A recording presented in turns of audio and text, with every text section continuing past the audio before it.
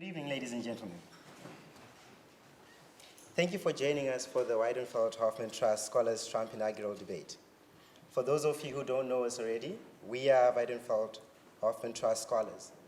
And this is a scholarship and a leadership program for international graduate students here at Oxford. So as part of the scholarship and the leadership development program, we are urged to engage with the world, as well as with contemporary issues. That's how we find ourselves here. And in this spirit, we have organized for you a public debate addressing a very pressing question as to how will we respond to the men who will from tomorrow occupy the most powerful office in the world. Now, before we begin, I have the great pleasure of introducing to you our chair for this evening's debate, Sir Trevor McDonald. Now,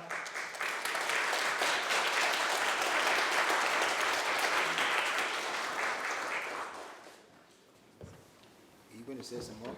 Oh yes, definitely. So,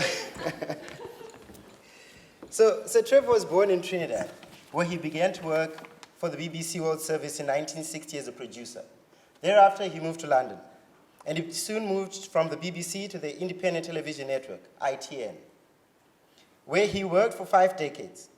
He started out as a news reporter, then worked as a sports correspondent before becoming diplomatic editor and one of the most famous newscasters of his generation. He became the face of ITN and was twice voted Newscaster of the Year. He also hosted Tonight with Trevor McDonald, and has over the last few years fronted some of ITV's most interesting documentaries. Tonight, Sir Trevor will be the chair of our debate, and following our discussion, he has kindly agreed to respond to questions from the floor about how the media is going to respond to a new form of political discourse, in which 180 tweets matter more than press releases. The incoming president can go for 6 months between press conferences, but we get the tweets as soon as he wants to say something, and opposition has been labeled fake news. Ladies and gentlemen, during our debate, you are welcome to voice your opinions, the odd clapping and the hear. I'll leave you over to Sir Trevor. Thank you. Thank you very much.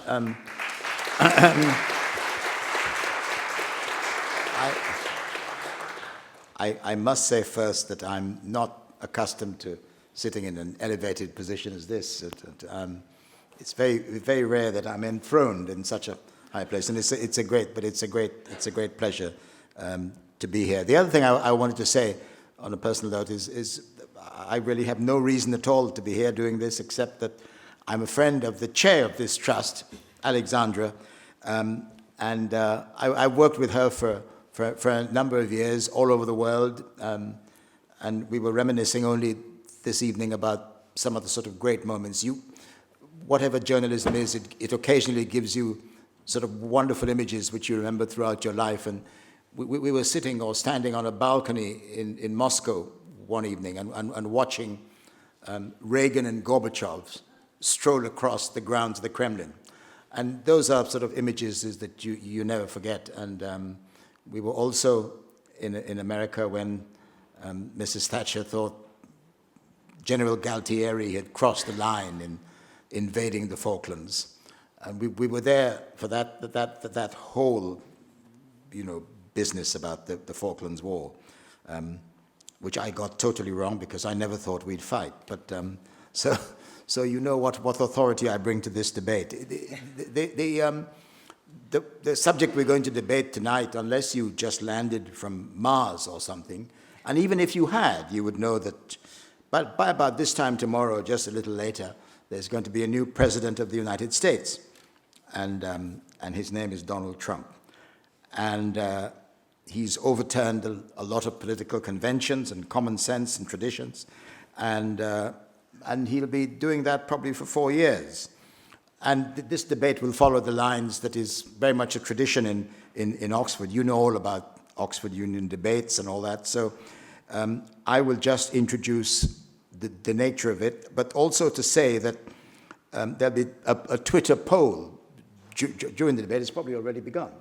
And it will continue, and it will go on, and it'll be afterwards, and there'll be, you'll see, get some indication of how it's going by that screen on my left. which I think is currently underway. But it will be reset twice, once before we take questions from the floor and once at the end of the debate. Now, I have the great pleasure of introducing the people who will take part in this debate, which is going to be in a modified British parliamentary style with two teams of 3 speakers. They will alternate with the proposition speaking first. The speeches will be about 3 minutes long, we hope. I've never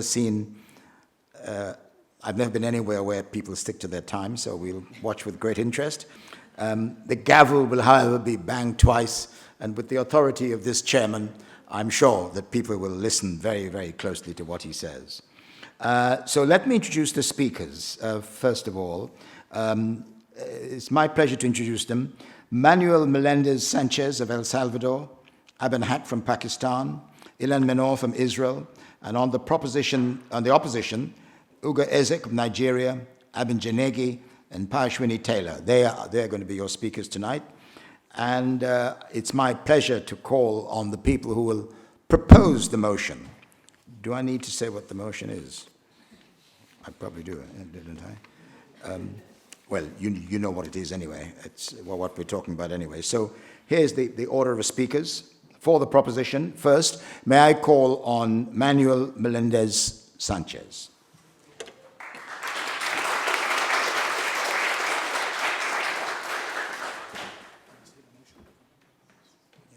To clarify, the motion today is this House shall turn its back on Trump's America.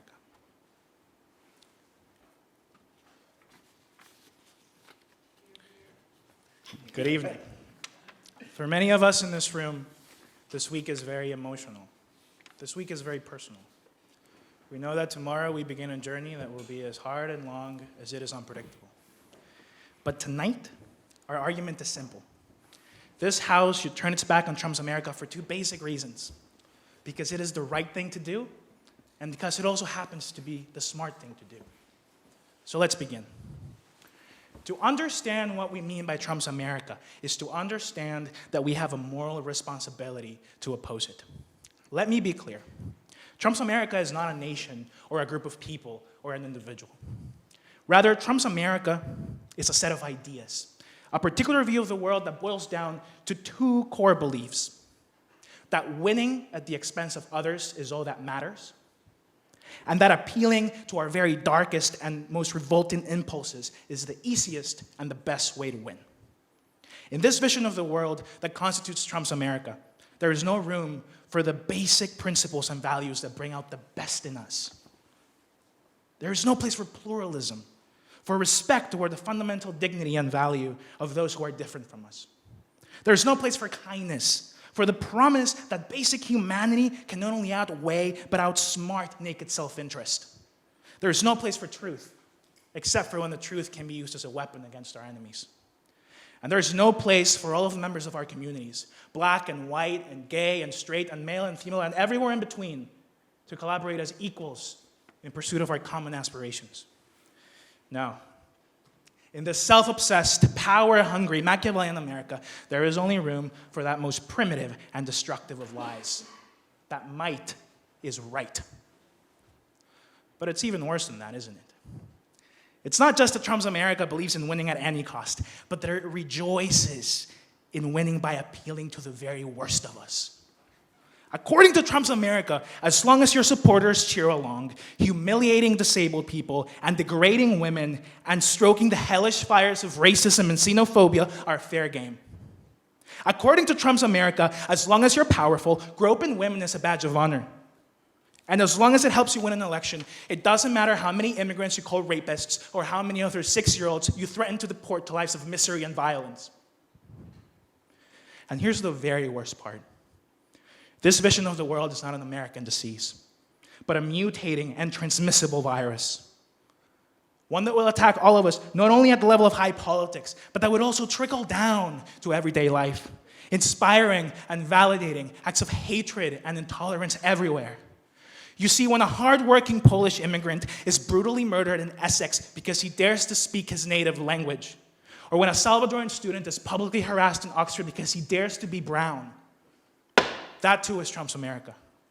So if we believe in respect and in pluralism and in everything that binds us together, if we believe that there is more to the world than the ruthless pursuit of our rampant self-interest on a platform of hatred and division, then we have a moral responsibility to vote for this motion tonight and to oppose Trump's America.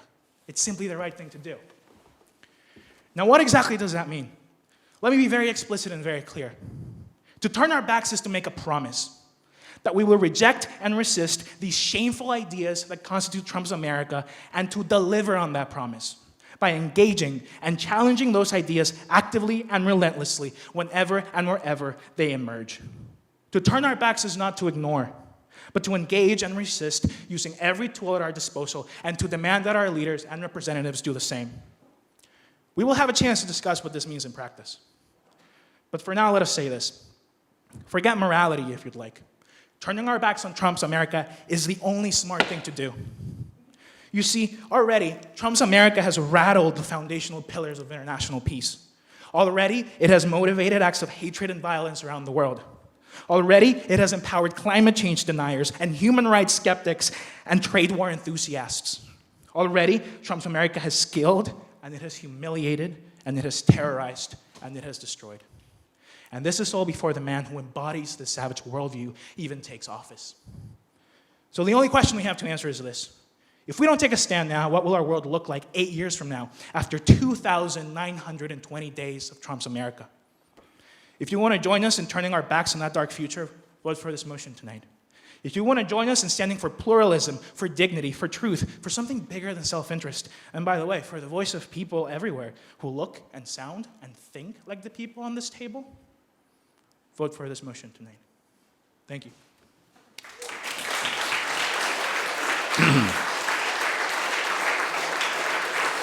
Thank you.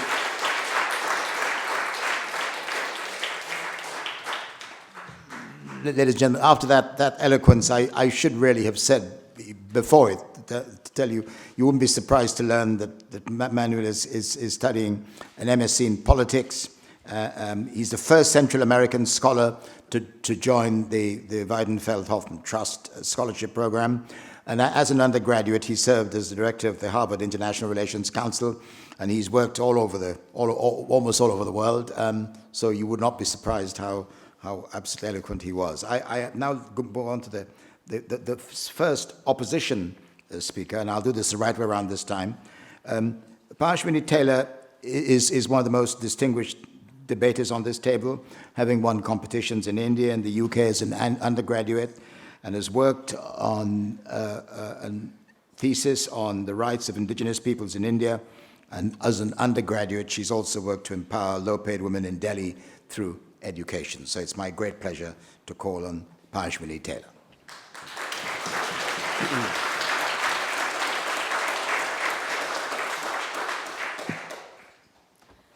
Members of the House, what good is turning our back going to do to Trump as of this evening? He's going to be the president of the United States of America tomorrow. And this is not a fatalistic acceptance of this verdict, right? I think as a House today, it's redundant to debate the fact that we all abhor the values that Trump has articulated in this election. Everything that he has said, every word that he has uttered as an individual stands against everyone's moral virtue in this room. But I think the way the proposition has conveniently characterized the idea of turning back is a little problematic for our side, because we stand for complete and positive engagement from within the system and from not just outside of it. Let me clarify again today, this is not in any way an endorsement of Trump's administration, of his government, of his values, of his electorate. Today we talk about the kind of political discourse we want through an active and internal engagement with Trump and his America. Let me tell you a little about what Trump's America stands for, right? Manuel painted a very emotional, dark, and despairing picture of Trump's America, often making it seem like it emerged out of nowhere in 2015 when he started competing for the elections. Now, ladies and gentlemen, as an observer from the global south, let me tell you, these values are not an exception in today's America. They've existed for a long time. Xenophobia, economic inequality, racism, misogyny of different forms. These are not Trumpian values, my friend. These are American values, existing alongside American values of freedom of speech, of democratic engagement, and of providing the whole spectrum of political opinion to come out to you in its strongest force. Now, ladies and gentlemen, we don't live in this post-Cold War morality of the triumph of liberal values. We have to accept that there is a proliferation of illiberal values all around us, and it is not a sudden or exceptional phenomena. Brexit did not happen overnight. Marine Le Pen did not happen overnight. Trump did not happen overnight. So let's not individualize this phenomena by saying that it's Trump's America. It's America, it's politics, it's economics. And the way to engage with it is not by taking this moral high ground that I'm not going to, engage with it positively and just turn my back to it and wish it away, right? I think they took a convenient stand by, on one hand, arguing for turning back, and on the other hand, arguing for engagement. They also have to choose a side here, right? Because it's not just a semantic argument. What do they mean when they say turn your back? Because to my mind, resisting, opposing, negotiating, contesting through movements, through protests, is not turning back. And that's the idea we're arguing for. We're arguing for you to participate in Black Lives Matter, the Women's March on Washington that's going to happen day after. We're arguing for you to participate in more protests, to argue for amending the Electoral College, because that is the way you engage with Trump's America, with the rise of populism. And let's not demonize and delegitimize populism, because in the politics of the left and right, we have stopped creating an alternative space for the articulation of different political ideas and values. This election did not really present a real choice to the voters. Many voters did not vote for Trump because he was racist or misogynist, but despite the fact that he was racist and misogynist. We hate the establishment that was in front of us, and some people just wanted to upset the apple cart. Now, the way to engage with this Trump's America is not to turn your back onto it.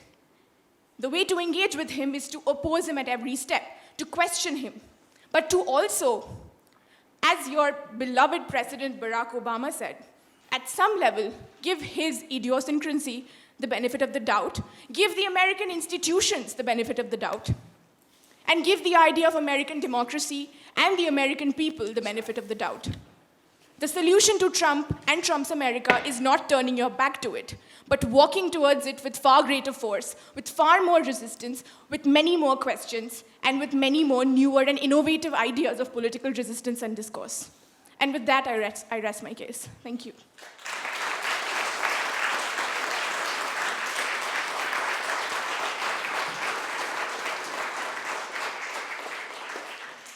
Thank you very much. I should say that there's going to be a chance for some comments from you all, I hope, after the fourth speaker. And I have some information about the current standing in the opinion polls. 64% of the House is against the motion, 36% of the House in favor, and a second poll is going to be done during the comments section this evening. So I now have to introduce the next speaker. Next speaker is Aban Haq.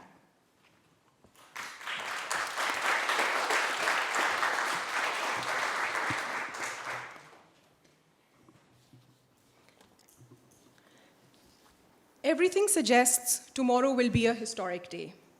Not because a man who enjoys being showered with gilded gifts will be the president of the world's most powerful country, but because it will institutionalize a new normal in global politics and moral leadership. And so here we are asking what this new normal is, why it matters to us, the international community, and whether we can allow it to be the new normal. My friend here questioned whether Trump's America is new. These values have existed for a long time. But Trump's America is new. It is different. No other construction of America has been so apathetic to values of democracy, decency, and our common humanity. It legitimizes the basest of idea. It gropes the vulnerable, basks in its ignorance, and marvels at its capacity to arouse hate.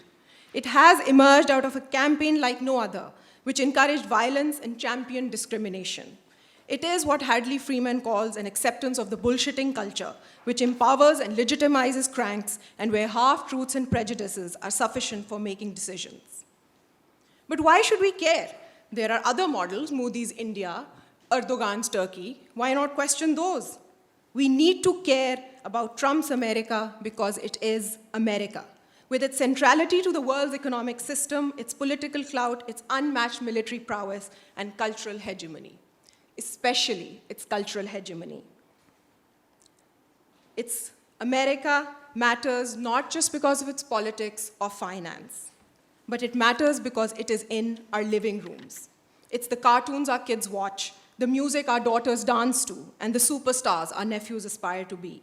And that is why turning our back on Trump's America matters more than turning our backs on Erdogan's Turkey, Jinping's China, or Modi's India. Whether we like it or not, America remains a superpower, and many look to its guidance. Trump's America, in endorsing racism, misogyny, and hatred at home, sanctions it all over the world. It is a rejection of the establishment, I agree. It is true that Trump's America is not just a group of angry white men. Many in Trump's America are rightfully aggrieved about the loss of jobs and widening income inequality. Globalization and technological change have certainly made their lives precarious and the future of their children uncertain. But can this be coupled with and used to justify the harassment of immigrants and people of color, to vilify Muslims and degrade women? Attacking the weak is not going to bring back the jobs or make America great again. In fact, if anything, Trump's America is a win for the capitalists. We are not conveniently arguing for turning our backs by engaging with America. We are turning our backs and we are demanding because it is the right thing to do. We turn our backs to America today. We don't stand silent like my friend here suggested, complicit in it. But A, we do engage and not ignore the real issues, and we fight for what is right. We fight harder, like she suggested, for values we believe in. There are powerful weapons at our disposal as citizens, as scholars, and as the international community. For every tweet or Facebook post that spreads hate and prejudice, we espouse humanity and equality. We write, we make movies, we sing songs, and make art that celebrates pluralism, inclusivity, and dignity, values which have no place in Trump's America. We organize and mobilize, be political about protecting our values and our planet. We use the tools of diplomacy at multilateral meetings and international forums to freeze out Trump's America when it espouses building walls and throws its weight around to push through inequitable trade deals. But turning our back to Trump's America also means engaging with the real issues of income inequality and unemployment through policies that address the true roots of these anxieties. Nothing weakens a populist as much as showing that his policies don't work. We engage instead for economic change that works for everyone and defeats the winner-takes-all propaganda of Trump's America. So I argue today to send a clear message from the global community that we stand with Trump's America if its goal is a more egalitarian and just world, but not if it is built upon discrimination, division, and victimization of the weak. We will choose hope over fear, diversity over division every single day. Fear has certainly never fed a family, nor created a single job, and we will not allow it to be our new normal. Thank you.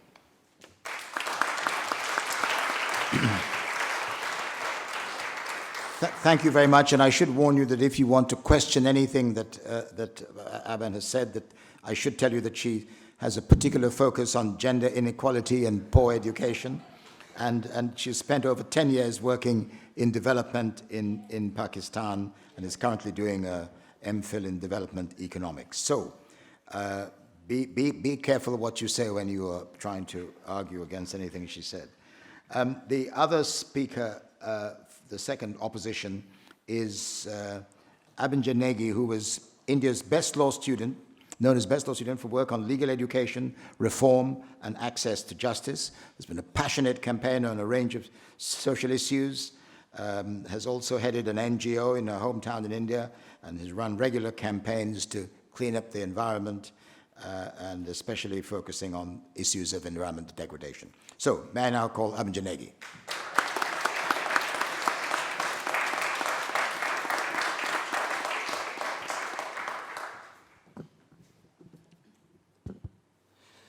A very warm good evening to you, ladies and gentlemen. So this motion is essentially one where the source of the problem is being sold to us as a solution. Why has Donald Trump acquired a position in life where he is going to enter the Oval Office tomorrow? Has it just happened? Did we not see it coming? Were we not treating this as a joke which has now turned into dark comedy? This was indeed always coming, friends. And on a global level, the entire Brexit campaign, the rise of the right-wing populist movements all over the world, these were all trends which were gathering their own strength and their own pace. And therefore, why is it that they have reached this space today that they are going to acquire, that one of such forces is going to acquire the most important office in this world? That is precisely because we were constantly turning our backs to this problem. Suppose if we were all pigeons sitting over here and there was a cat which was set loose, what would happen if we would close our eyes? What would happen if we turn our backs and say, the cat is bad, we will not look at it? The cat will in any case go ahead and eat you. Turning your back to any problem is never the solution of the problem. And the opposition disputes the kind of convenient definition which has been given to the concept of turning back. We have a fundamental issue with their definition of turning back, where you don't actually turn your back, but you challenge the notions which are being propagated. Therefore, turning back, as the dictionary meaning suggests, means that you do not engage with such kind of a person, that you are ignoring such kind of a person. At least what is clear is there is non-engagement. That is the burden which the proposition had to discharge with Trump's America. The onus on the opposition is that we do not believe that non-engagement is the solution. We believe that ignoring these kind of racist, misogynistic tendencies is exactly what has brought in this problem. And therefore, turning your back to the problem is never the solution. Aban very conveniently mentioned that America is in a different position when it comes to global leadership, and therefore it needs to be considered on a higher level. We completely dispute it. So it is very self-serving to say that Berlusconi's Italy is something the world should engage with, or Musharraf's Pakistan is something the world should continuously talk to. And a democratically elected president who has definitely played at values which are not shared by all of us is a president which has to be kept in a different category. We should not talk to this democratically elected president, but we should quote all kinds of worst violators of human rights. This kind of hypocrisy will exactly perpetuate the problem. And as we said, the proposition is selling to us the source of the problem as its solution. So the one problem we have is with turning back. The other main problem which the opposition has is with Trump's America. What does it mean to call an entire nation Trump's America? Isn't this the same nation which was seeing a very popular left-wing campaign as well? Bernie Sanders was at almost the stage when he was about to acquire the Democratic nomination, except for the superdelegates process and other things which did not work in favor of him. He was also carrying substantial weight. Hillary Clinton, friends, got the popular vote. She got 2 million more votes than Trump. This is a nation which comprises the best and the worst of human values. What would you do by turning your back onto this? Are you going to support the Black Lives Matter campaign by turning your back onto on a complete country? Most Americans who are right-thinking are already feeling very ashamed and depressed of their own verdict. And you are turning your backs onto them? Friends, that does not solve any problem in our view. And therefore, what we need to understand is the basic nuances which the proposition has talked about. The first speaker said that this is something which is emotional and this is personal. And guided by these passions of emotion and these personal values which we are attaching to Donald Trump as a person, we are not doing a right thing, we are actually doing a weak thing. This is not the right thing to do. Turning your back onto a glaring reality just because it is ugly is actually a weak thing to do. And that is what the opposition is essentially trying to say. Apart from this, we would definitely argue that this is not any new normal in moral leadership of the world. We have had despots and tyrants as leaders. We have had all kinds of people who have all kinds of track records as leaders. And the key is that we need to engage with them and defeat their ideology. We need to talk to them and ensure that they do not get the kind of public space and public opinion that they have acquired in today's world. I rest my case. Thank you.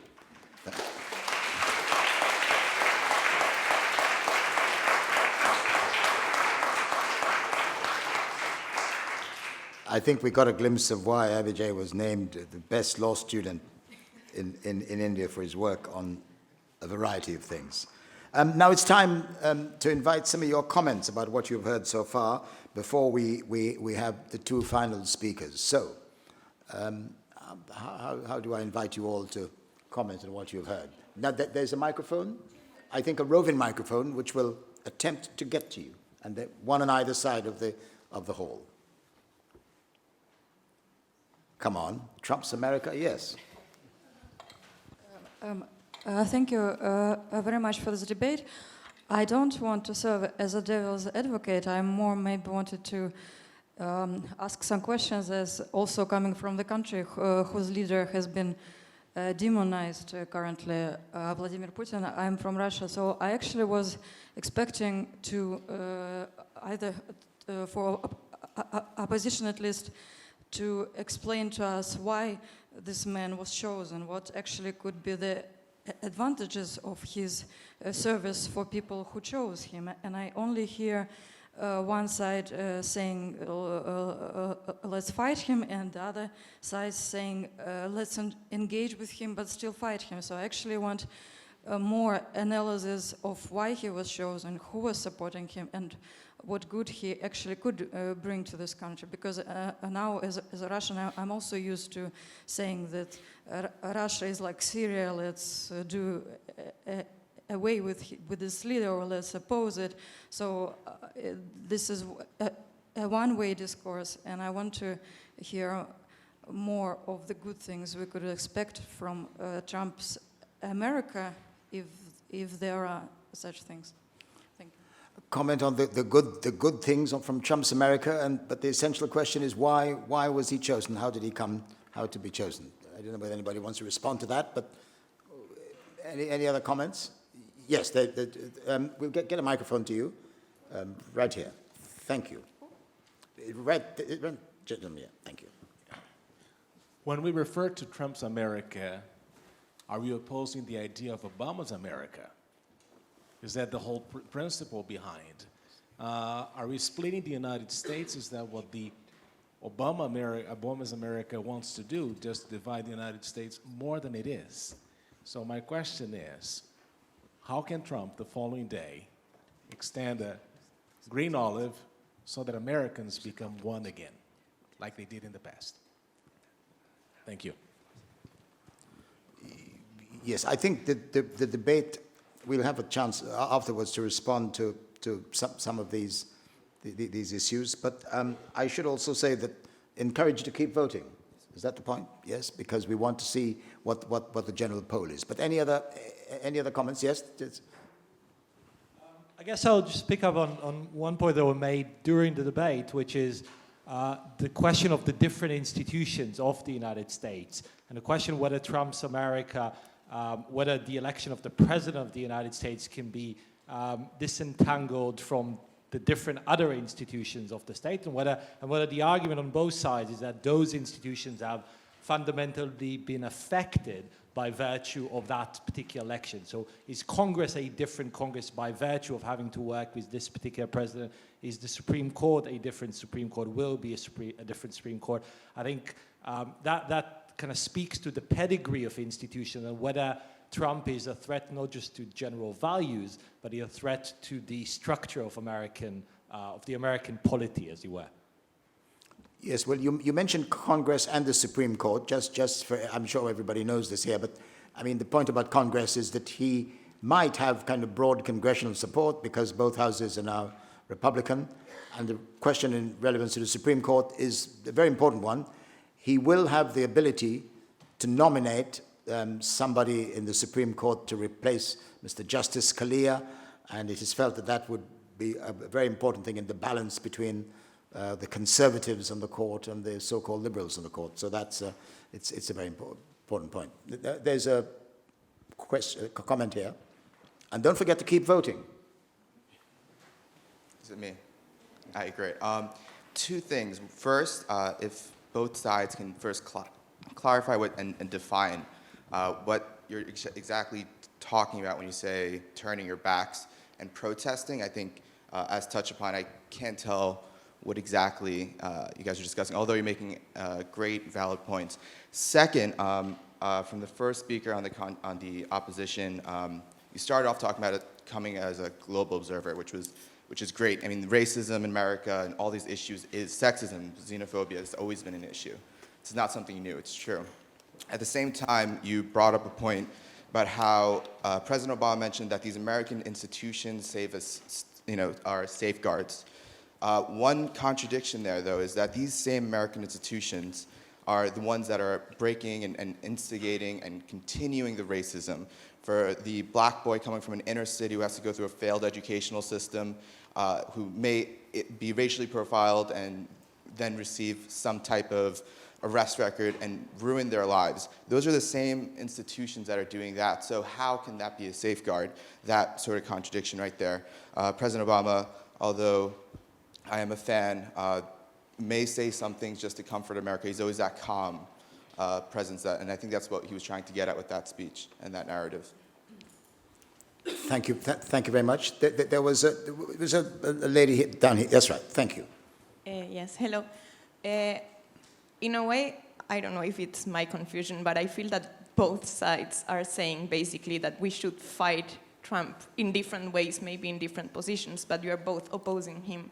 And I think it has to do with what the lady from Russia said.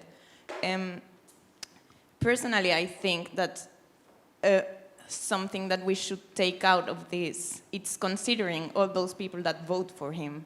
I mean, they are not crazy, they are not idiots. We are many times looking them like down, like talking with a lot of self-esteem about ourselves and thinking they are a bunch of idiots that vote for him.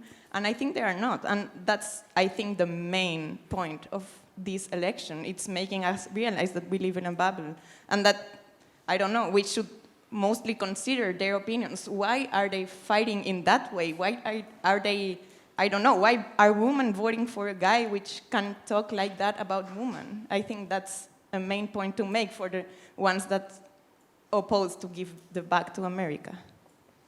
Yes, it's a very interesting point about the people who voted for Trump. And I think, I'm doing this from memory, but I think that the figures are, what you talked about, I think 42% of women, I think, voted for Donald Trump. And I think 57% of Muslims voted for. I hope I got those figures correct, but that bears on the point that you were making. And there's another comment from here. Thank you, and we'll come back to you. Yes, thank you. Well, thanks for having the debate. I think it's a great debate. I think for the proposition, the onus is on you, I think, to explain why exactly it is that you propose turning your back on the entire country of America, because that will be Donald Trump's America tomorrow. He will be the president no matter what. When in fact, it's not, as the young lady just said, it's not just that the people who voted for him are hateful. There was hate in this election, but there was also a lot of pain. And when you turn your back on people who voted in this way, what you're going to do is actually consolidate their position instead of disentangling them from what I believe is a lie about their economic future, which Donald Trump has sold them on. And so I think the onus is on the proposition at this point to explain why exactly turning your back on that part of America, because surely they would qualify as part of his vision because they voted for him, would in any way advance the democracy, would be good for uniting the country, and would ultimately allow us to overcome Donald Trump himself.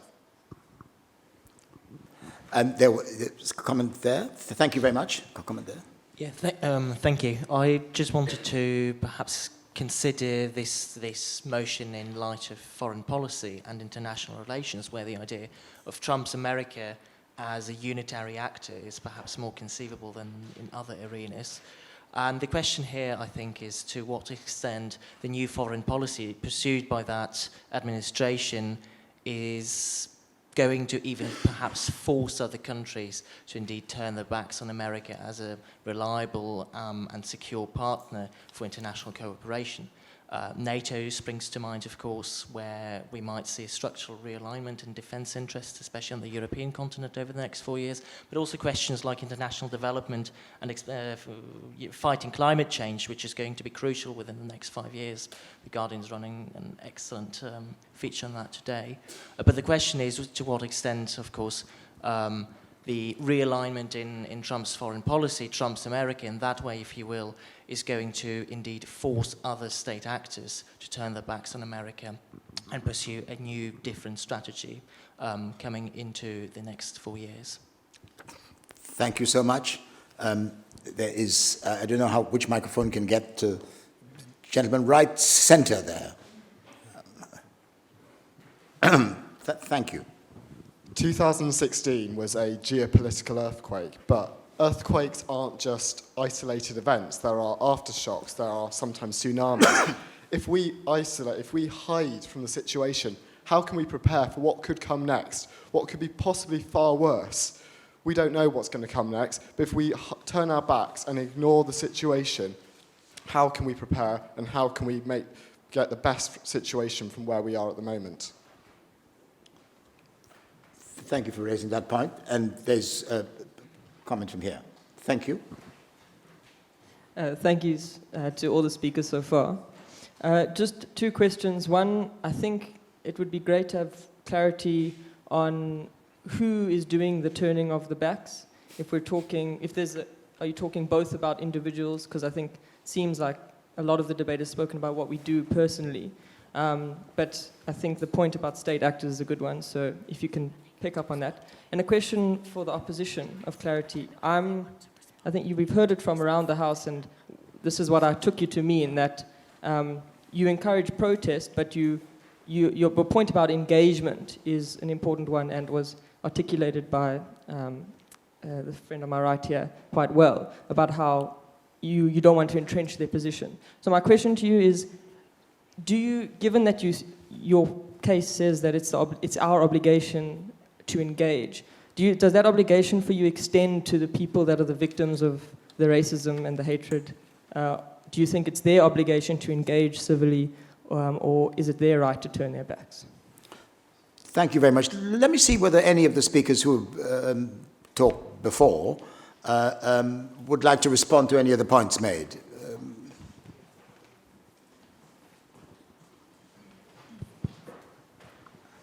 So coming to the last question first. Yes, please. On whether we believe that even those who have been affected by racist violence and the disabled people who've been mocked and all of them, they also have an obligation to fight back. We do believe that, as the gentleman over there said, that this is indeed, this was a year of geopolitical earthquakes. There is something going wrong with the way democracies are working, and that is massively because of the fact that they are no more very participative, they're no more very open. At times, there is this kind of a cloud of constant silence where which is imposed onto people. If they do hold a strong view about something which most people don't, and they do voice it, they are very quickly labeled. And this goes on either side of the political spectrum. It is something which has been tapped by the Trump phenomenon, and that is why we feel that yes, even those who have suffered because of the rise of such tendencies, they have to stand up and be counted. And they need to continuously advocate the fact that this is something wrong which is happening to them, and ask their peers and everybody else to help them with it, and to not turn their backs onto it. Once you turn your back, suppose if, as it was pointed out very well, that he has humiliated disabled people, he's been racist, he's been bad to women.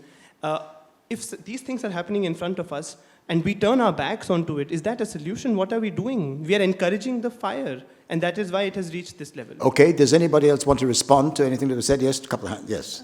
Yes. Please, okay, you go first. I want to respond to two of the points. I think you made a point about the split between Obama's America and Trump's America. I think for us, it's always easy to individualize a nation and talk about Obama's America and Trump's America. Personally, I think there is a continuity between Obama's America and Trump's America, and between Bush's America and Obama's America as well. In the light of Donald Trump, of course, Barack Obama is a great, great leader, but if you look at his policy legacy, there is hardly a difference between the kind of stance he took on foreign relations, on the war on terror, on increased incarceration, on increased policing of neighborhoods, on bailing out the Wall Street. So, I mean, is there really that much of a difference between Trump's America and Obama's America today? Many people have argued that Trump is Obama's legacy to America after 8 years of being president. So it is always convenient as a category to think of nations belonging to leaders, and it is a good aspiration to think of it that way as well. But I think political and economic structures go far deeper than individual leadership. And I think that there is a strong continuity between Obama's America and Trump's America. Okay, thank you very much. There were a couple of, somebody else wanted to respond. Yes, so unfortunately, this conversation has devolved into the worst kind of conversation, which is a conversation about semantics and metaphors. So let's just clarify a couple of things. And I will be quoting myself. But we'll trust you to bring it back to reality. Let's avoid the semantics. Hopefully that's where we end up. So to be very clear, and I really did say this, when we refer to Trump's America, we're obviously not talking about every American. We're not talking about the entire nation, certainly not even talking about everyone or even most people who voted for Donald Trump. We're not talking about any individual here. We're talking about a system of ideas that has become personified by a particular person, by a particular movement. But the root of the matter is so much deeper than that. It's about ideas. It's about how we should conduct ourselves and the way we treat other people and treat other nations. That's what we're arguing about. So what does that mean in the context of Trump? It doesn't mean that we suddenly decide as a matter of foreign policy, for example, that we simply will not talk to American diplomats anymore because now it's Trump's America and we choose to disengage. No. It means, for example, that when we negotiate with American diplomats, in the way that we conduct those conversations and negotiations, whenever these ideas of lack of tolerance, of lack of respect, of lack of pluralism rear their heads, our diplomats take a stance and say no. Okay. Was there somebody else who wanted to have another comment on the comments? I'm a little curious about the division of time in the responses between the two sides. Could you clarify what your policy is? No. I will try to do my best. You claiming more time? I will always claim more time if you allow me, but I will hand it over because these guys are a lot smarter than I am. So I was actually in just continuation to what Manuel was saying. We are not talking about individuals here. We are talking about an ideology which contradicts itself in a way. If we are to think about Trump's America is made up of people who are hurt, who have been damaged by globalization, income inequality, agreed. But to go about it or to demand income equality, but then advocate or not stand up against racism or social injustice or misogyny, it's a contradiction in values. And that is what we are arguing against. We are arguing to support the fight for justice, for equality, but not if it means we are going to discriminate, we are going to generate fear, we are going to ban Muslims or racially profile blacks or have Muslim registries, etc. So first of all, it is an ideology we are arguing against. And we are arguing against it because it contradicts itself. And it builds upon demanding equality while not giving the same rights and dignity to the weak, to the disabled, to the Muslims, to women. So that's what we are arguing for when we say, or how we are thinking about Trump's America. And I think one of the other confusions, and it's right, because I think both sides have interpreted turning our backs in a very similar way.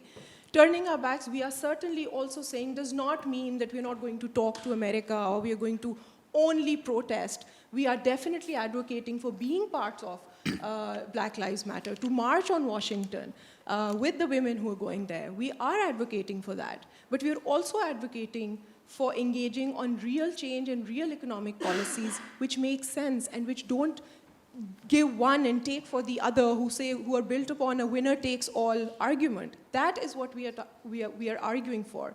And I think, so I can understand the audience's confusion about turning our backs, because I think we have interpreted it in a very similar way. Thank you very much. Well, there doesn't seem to be very much confusion in the vote. 71% of the House voted against the motion.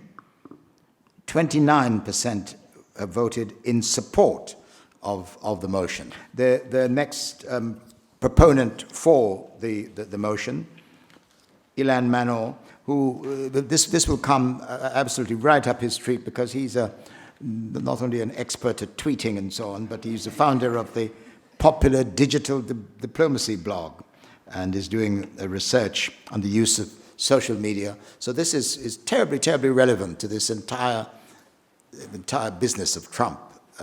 Ilan.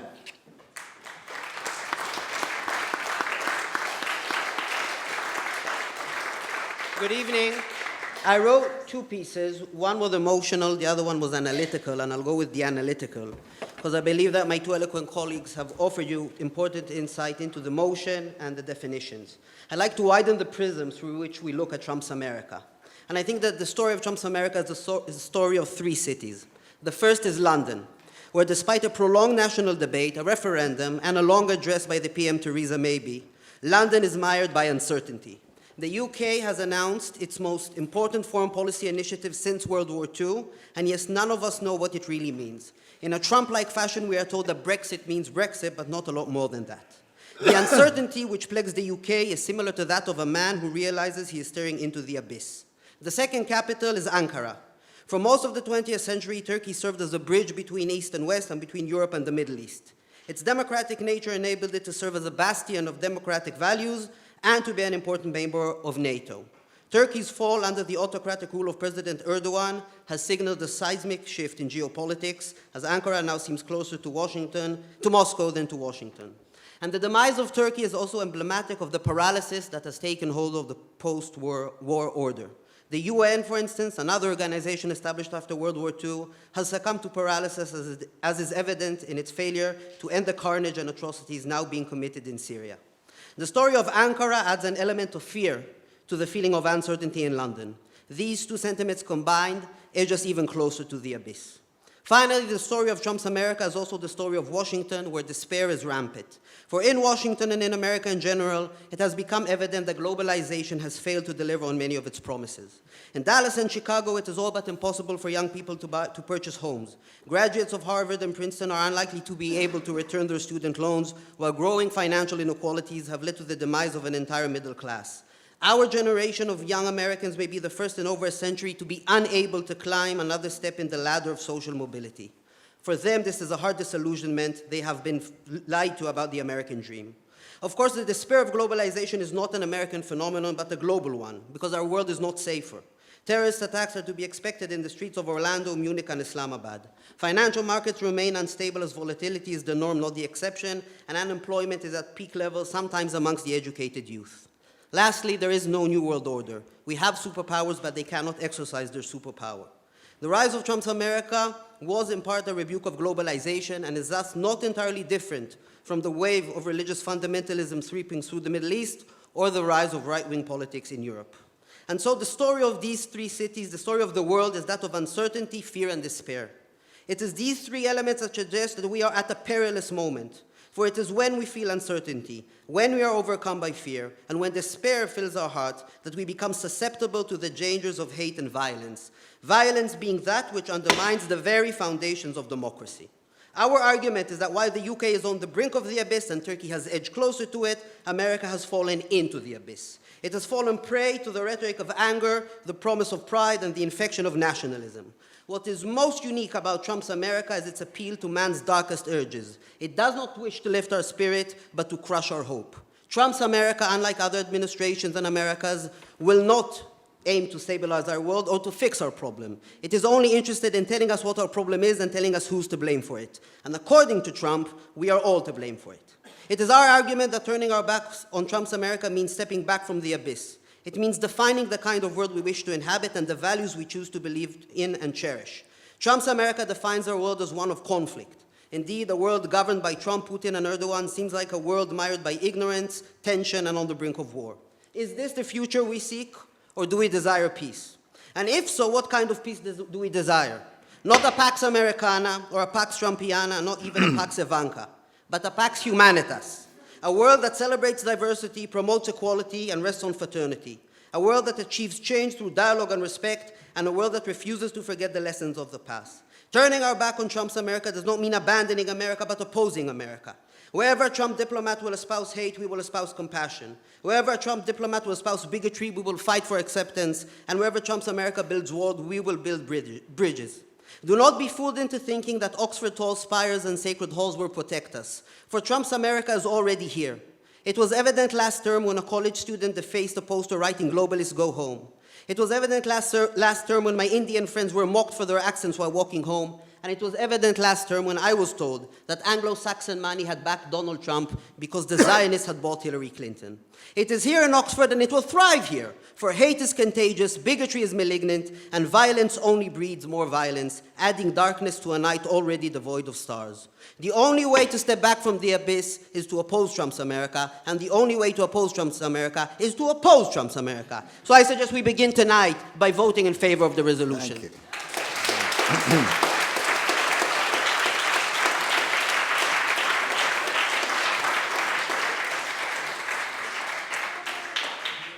Our last speaker formally here opposes the motion. Ugo Ezeh is an expert in government and law. While studying in Nigeria, he was part of an editorial team of the Young African Research Journal and has recently worked on a pro bono project which looks very interestingly on the rights of non-British nationals under a new draft constitution. The floor is yours, sir. Thank you, sir. Now, on the 1st of December 2016, a small African country called the Gambia held its presidential elections. Now, the incumbent president lost, the opposition won, and in a surprising broadcast on television, the president conceded defeat. Now, 1 week later, he cancelled the entire results. He called for fresh voting in an election organized this time by a God-fearing electoral commission. The country has now been plunged into turmoil and currently is on the brink of civil war. Now, when we talk about Trump's America, the opposition seeks to decouple the idea, the two concepts, America and Trump. We wish to sell to you an America which is greater, which transcends Trump's America. Contrast the Gambian experience to the recent US elections, ladies and gentlemen. The proposition has told us that America has changed radically. It has become Trump's America, a country where the dark urges of humanity have come to the fore. Nothing could be further from the truth.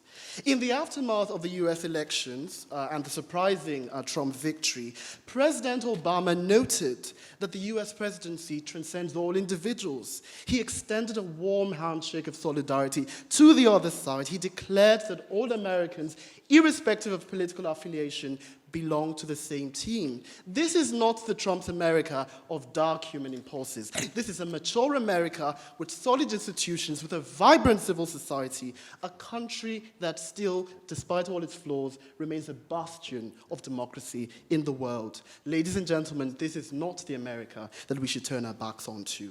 Now, there are mistakes in democracy. Art Sponder once said that the great thing about democracy is that it gives every voter the chance to do something stupid. But yet, despite the fact that we disagree with our fellow voters, we disagree with the choices of the electoral college once in a while, America's democratic experience, and this is a silver lining to the recent elections, America's recent democratic experience teaches us that real democracy implies the possibility of alternatives. It implies unpredictability, the idea that we may not always predict correctly the outcomes of an electoral process. But what marks America out as a great country, a country we should engage with, a country that we can dare to be proud of, is that America offers us a vision of democratic solidity. It's a country that we should engage with. Our side may lose out, our side may win, but what matters is that we are committed to the pre-existing rules of the democratic process. Now, as Nelson Mandela once said, when water reaches the boiling point, it is useless to turn up the heat. Now, America's democracy may have reached the boiling point, but it is our contention as the opposition that we ought to engage with it. We ought to confront it. Join us. Let us make cups of tea with it. Thank you.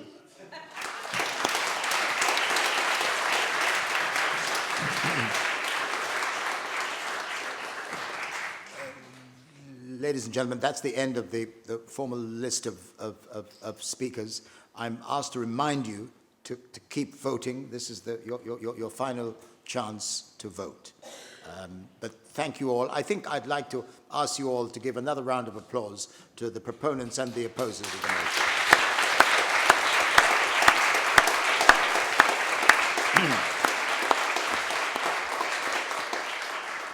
In one of these debates I've been to in Oxford many, many years ago, I saw the spark of the political future.